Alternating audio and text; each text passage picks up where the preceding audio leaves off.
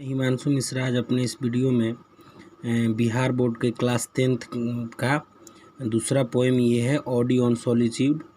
ये Alexander pope के द्वारा लिखा गया है। ऑडी ऑन सॉलिट्यूड का मतलब होता है अकेलापन में लिखी जाने वाली कविता। ठीक है, ऑडी मतलब गीत से है और सॉलिट्यूड मतलब अकेलापन में लिखी जाने वाली कविता। तो इसमें कवि बोल रहे हैं पहली लाइन में, Happy the man whose wish and care a few paternal acre bound, content to breathe his native air in his foreground. Happy the man, वे लोग खुश हैं, हुज विश एंड केयर, जिनकी सारी इच्छाएं और चिंता ए फ्यू पैटर्नल एकड़ बाउंड, अपने पिता के द्वारा पैतृक संपत्ति, पिता के द्वारा मिली गई संपत्ति में बंधी रहती हैं। Happy the man whose wish and care a few paternal एकड़ बाउंड, वे लोग खुश हैं जिनकी सारी इच्छाएं और चिंता अपने पिता के द्वारा मिली गई संपत्ति में बंधी रहती है। Content to breathe his native air, और अपनी मातृभूमि वाले स्थान पे सांस लेते हैं और संतोष करते हैं इन हिज ओन ग्राउंड, अपनी ही ज़मीन पे। अगला है हुज हेड विथ मिल्क, और चूँकि उनके पास मवेशी है जिससे कि दूध की कमी नहीं होती है। हुज फील्ड विथ ब्रेड, खेत है उन लोगों के पास जिससे कि अनाज की कमी नहीं होती है। ब्रेड का अनाज से मतलब है यहाँ पे। हुज फ्लॉक्स सप्लाई हिम टायर, चूँकि वे लोग ये जैसे भेड़ वगैरह जानवर होते हैं वो लोग रखे हैं जिससे कि कपड़ा की कभी कमी नहीं होती है। Whose tree in summer yield him shade, और उनकी जो वृक्ष हैं, जो पेड़ वो लोग लगाए हैं समर के दिनों में, इल्ड मतलब प्रदान करते हैं, हिम मतलब उन्हें, सैड मतलब छाया, तो उनके जो पेड़ हैं वो छाया प्रदान करते हैं। इन विंटर फायर, और ठंडा के दिनों में गर्मी देते हैं। लकड़ी रहेगा तो वो गर्मी देगा ना, वही बात है। अगला है blessed who can concernedly find hours day and years slide soft away in health of body peace of mind quiet by day. वह सुखी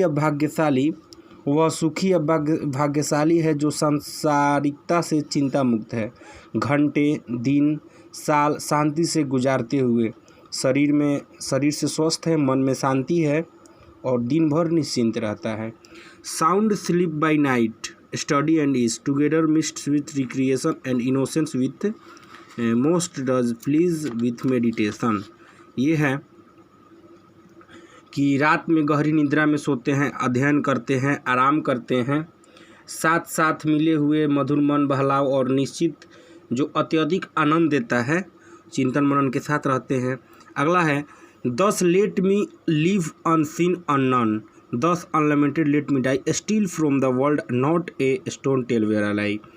10 लेट मी लिव अनसीन, और मैं कभी अपने बारे में अब बोल रहा है 10 लेट मी लिव अननोन, और मैं इस तरीके से रहूं कि मुझे कोई जाने नहीं, मुझे कोई देखे नहीं। 10 अनलिमिटेड लेट मी डाई, और जब मैं मरूं तो लैमेंट मतलब होता है विलाप करना। लैमेंट का मतलब होता है कि गीत के माध्यम से जब दुख को व्यक्त किया जाता है उसी को लैमेंट बोला जाता है।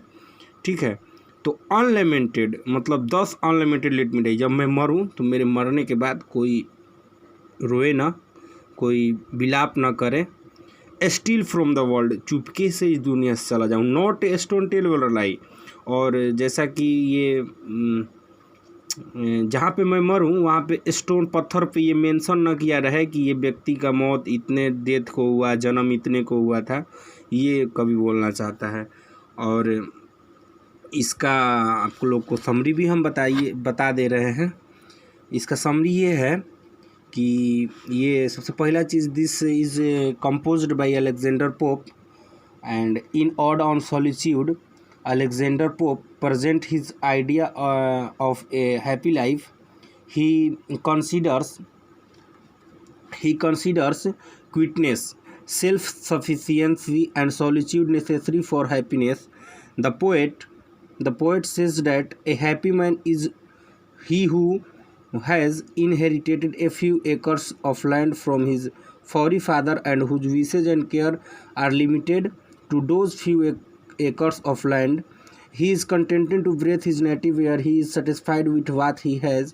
He is self-sufficient as he gets think of his daily necessities from his clothes. His field give him wheat for bread, and his trees give him shade in summer and fuel in winter.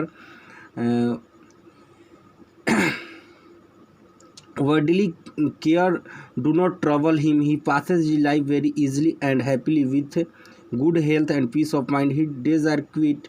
He enjoys sound sleep by night. His enjoyment is a study mixed with ease.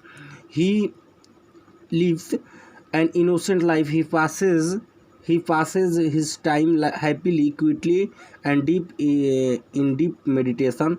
The poet wishes to lead such a life that nobody knows him, nobody see him.